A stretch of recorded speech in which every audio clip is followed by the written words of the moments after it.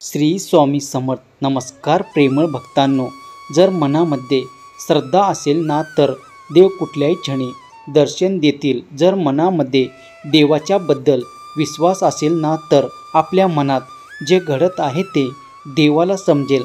बाळांनो, देव आपल्याला खूप जवळ आहेत. फक्त थोडासा धीर धरा. देव जे बोलणार आहे, जे सांगणार आहे ते सर्व खरं सांगणार आहे आणि ही परिस्थिती आता बदलणार आहे. तुम्हाला वाटतंय ना की देव तुमची प्रार्थना ऐकत नाही, तर बाळांनो असं होत नाही. देव तुमची प्रत्येक प्रार्थना ऐकतात.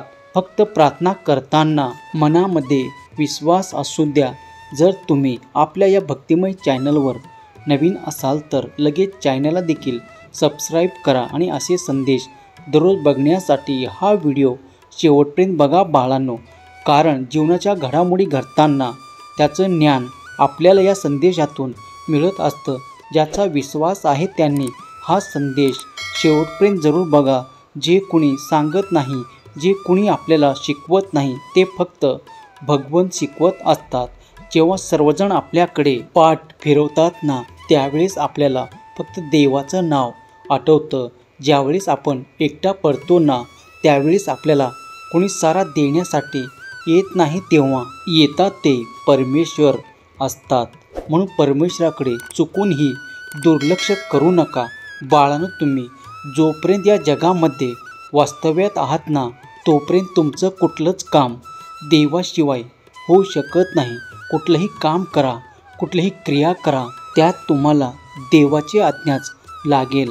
आपण हे सुंदर जीवन जगत आहे त्याचे एकमेव कारण म्हणजे परमेश्वर आहेत. आणि अशा या भाग्यवान आयुष्यामध्ये आपला जन्म झाला आहे.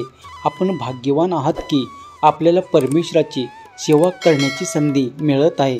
आणि या संधीचा जो सोनं करणार नाही तो सर्वात मूर्ख ठरणार आहे. बाळांनो, परमेश्वराने आपली निवड फक्त चांगल्या कामासाठी केली आहे ना, की वाईट कामासाठी? आपण जे करतो, आपण जे बघतो त्यासाठी फक्त आपली चांगली दृष्टी असायला हवी.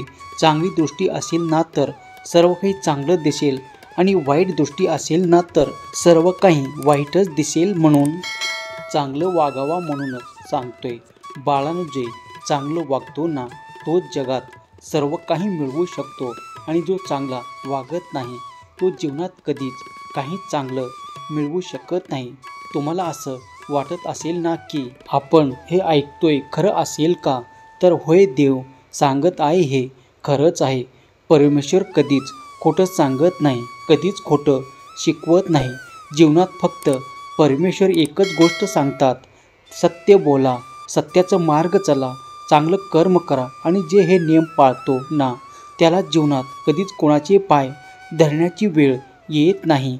बाळांनो, हे सर्व लोक एवढे मोठे का होतात? का याच्याकडे लक्ष्मी येतात धावत? कारण बाळांनो, त्यांनी किंवा त्याच्या पूर्वजनांनी काहीतरी पुण्य केलेलं असतं, गोरगरिबाची मदत केलेली असते, त्यांनी काहीतरी नवीन करण्याचा प्रयत्न केलेला असतो आणि ते कधीच जीवनात हार मानत नाही. नेहमी आपले कष्ट निरंतर सुरू ठेवतात. एक दिवस असा येणार की तुमचे सर्व स्वप्न साकार होणार आहे. एक दिवस असा येणार आहे की तुम्हाला कोणाकडे काही मागण्याची गरज भासणार नाही. फक्त बाळांनो, संयम महत्त्वाचा आहे. ज्याच्याकडे संयम आहे ना तो सर्व काही शक्य करू शकतो आणि ज्याच्याकडे संयम नाही तो जीवनात कधीच काही करू शकत नाही. ज्याला लगेच प्रत्येक गोष्ट हवी आहे, ज्याला धीर धरता येत नाही, तो माणूस जीवनात खूप वेळा हार मानतो. कुठलाही खेळ चालू असताना डोकं शांत ठेवा. कुठलंही काम करताना दीर्घ विचार करा. कुठलाही निर्णय घेताना आपल्या निर्णयाची पुष्टी जरूर करा. हे सर्व काही फक्त आपल्या भविष्यासाठी सांगत आहे. बाळांनो, जर भविष्य चांगलं ठेवायचं असेल तर, सुरक्षित ठेवायचं असेल तर तुम्हाला हे नियम पाळावेच लागतील. परमेश्वर आपल्याला अवतीभोवती आहे, आपल्या प्रियजनामध्येच आहे. फक्त आपण त्यांना ओळखायला शिका. कोण आपल्याशी कसा वागतोय, कोण चांगला वागतोय, कोण वाईट वागतोय हे ओळखायला शिका. डोळे झाकून कोणावरही विश्वास ठेवू नका, कारण विश्वासघात करणारे देखील आपलेच असतात. म्हणून आपले दात जेव्हा किडके निघतात ना, तेव्हा मनाला खूप त्रास होतो. आपल्या जीवनातील हे कठीण क्षण लवकर विसरणारे नसतात. म्हणून बाळांनो, अशी कठीण परिश्रम देखील कठीण काळात देखील तुम्हाला देवाची गरज असते. देव तुम्हाला एवढं सुंदर ज्ञान देतात, त्यासाठी त्यांचे आभार नक्की माना. कमेंट बॉक्समध्ये धन्यवाद देवा टाईप करा.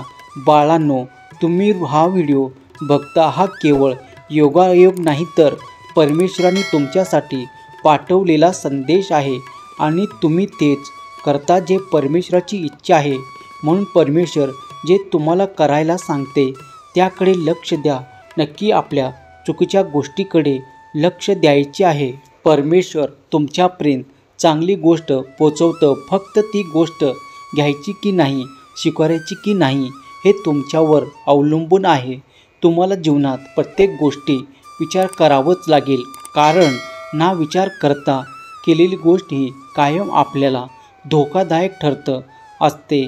लक्षात घ्या बाळांनो, जे दिवस आपल्यासाठी आहेत ना, ते दिवस चांगलं बनवा. आपोआप सर्व काही होणार नाही, तर त्यासाठी आपल्याला कष्ट करावेच लागतील आणि कष्टाशिवाय कुठलीच गोष्ट होत नाही. कष्ट करणं, प्रयत्न करणं, हार न मानणं हे तरी आपल्या हातात आहे. एवढं तरी आपण नक्की करू शकतो. बाकी सर्व काही देवाच्या हातात जरूर आहे, पण आपल्या हातात जे आहे ते आपलं करणं आपलं कर्तव्य आहे. बाळांनो, मनामध्ये जर शांतच असेल, मनात उत्तम निर्णय घेण्याची क्षमता असेल, मनात जर चांगल्या भावना असतील, श्रद्धा असेल, प्रेम असेल, तर तुम्ही कधीच कुठलीही गोष्ट नाकारू शकत नाही. बाळांनो, हे सर्व सांगणार फक्त परमेश्वरच आहेत आणि परमेश्वरच आपल्या सर्व काही मिळवून देणार आहे. तेच आपलं भलं करणार आहे. आपण फक्त निमित्त मात्र आहोत. सर्व काही परमेश्वराला ठाऊक आहे, परमेश्वराला माहीत आहे. आपण फक्त चांगल्या मनाने आपले कार्य करत राहायचं. कधी कोणाचे वाईट चित्ता येत नाही, कधी कोणाबद्दल वाईट बोलायचं नाही, कधी कोणाचे याच्याजवळ त्याच्याजवळ सांगायचं नाही. कोणी जर विश्वासाने आपल्या सोबत 4 गोष्टी शेअर केल्या असतील तर ना, त्या गोष्टी इतरांसोबत तुम्ही शेअर करू नका, कारण तिथेच आपण त्याचा विश्वास तोडत असतो. आणि आपण जर कोणाचा विश्वास तोडला तर आपलाही कुणीतरी विश्वास तोडत असतो. लक्षात ठेवा, जशाच तसे या जगात प्रत्येकाला मिळत असतं. म्हणून बाळांनो, लक्षात घ्या, आपल्याला ना चुकीचं वागायचं आहे, ना चुकीचं बोलायचं आहे, ना चुकीचं करायचं आहे. आपल्याला फक्त चांगलं आणि चांगलं करायचं आहे आणि त्यासाठीच आपला जन्म झाला आहे, हे देखील लक्षात ठेवा.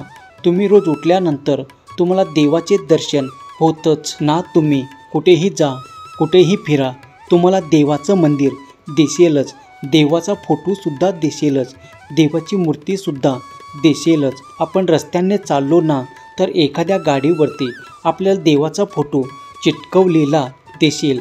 म्हणून बाळांनो, देव सृष्टीच्या कणाकणात आहेत, सृष्टीच्या प्रत्येक ठिकाणी आहेत. फक्त ते बघण्याची शक्ती आपल्यात पाहिजे. आणि जर तुम्ही खरोखर मनापासून देवावर विश्वास ठेवत असताना, तर पावलोपावली तुम्हाला देवाचे दर्शन 100% होणार आहे. आणि हे सत्य परिस्थिती आहे आणि ते कितीही नाकारले तरी तुम्ही ते हटवू शकत नाही. ती सत्य परिस्थिती आहे आणि ती कायम सत्यच राहणार आहे. म्हणून परमेश्वराला नाकारण्यात अर्थ नाही, तर परमेश्वराला स्वीकारण्यात अर्थ आहे.